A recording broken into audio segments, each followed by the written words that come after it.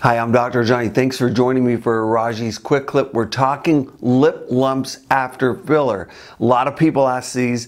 Of course, lip videos get a lot of traction, but a lot of people are like at 1 week to 3 weeks out. They're like, I have lumps and bumps. What's that all about? Why did I get them? What can I do about them? Should I treat them? Did my injector do something wrong? Why did they put it superficial? Let's get started with this Raji's Quick Clip in 3 seconds.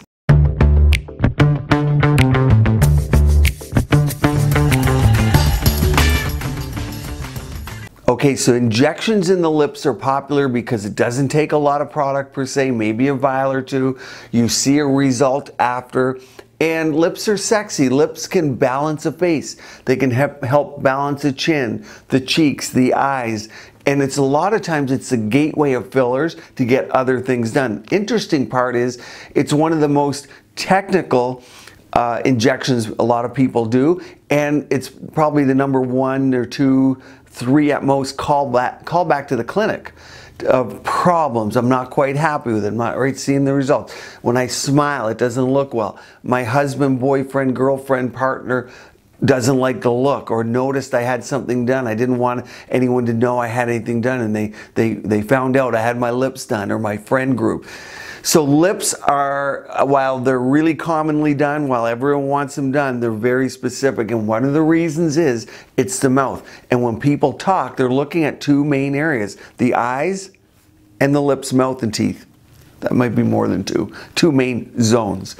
And so what comes along with that is also the fact that the mouth is dynamic. It needs to look good at rest, big smile, frown, and everything in between. And then of course you go to dinner with people, you're eating, so the mouth is making contorted movements, and we're asking injectors to be perfect in the lip in something that's so dynamic, stretches, and then people come in with a look that they want.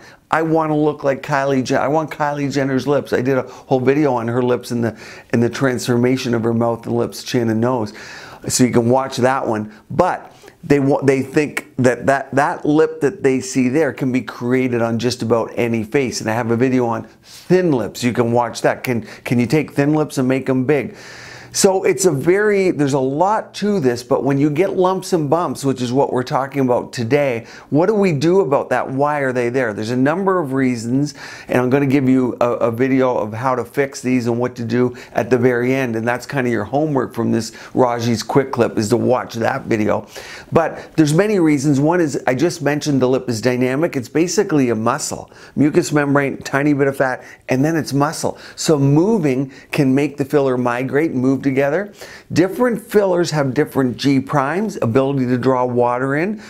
Some people prefer fillers. Some injectors have to use what their clinic uses. There's many reasons for choice of fillers.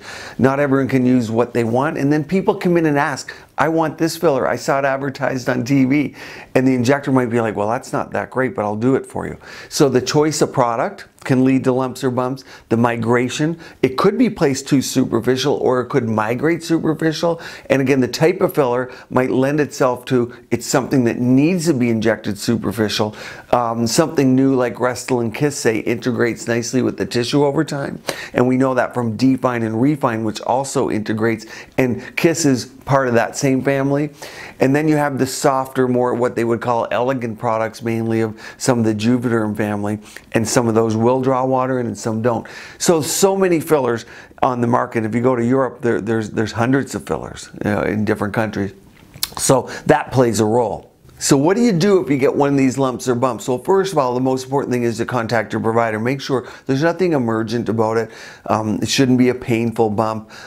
Some people get bruises, and you often can't tell if it's something more sinister, something more severe, or if it's an actual bruise. So working with your provider is ultimately important. They know what was placed in there. Someone just contacted me on Instagram about, hey, they're wondering about the dose of Hylenex used for lip filler that migrated up top. Okay, you might want to get rid of it all. You might want to get rid of a little bit of it, and someone's willing to come back a few times to work with you to get it. They're not going to write you a bad review if it isn't perfect the first time. And really the biggest question is, why didn't they go back to who put it in there?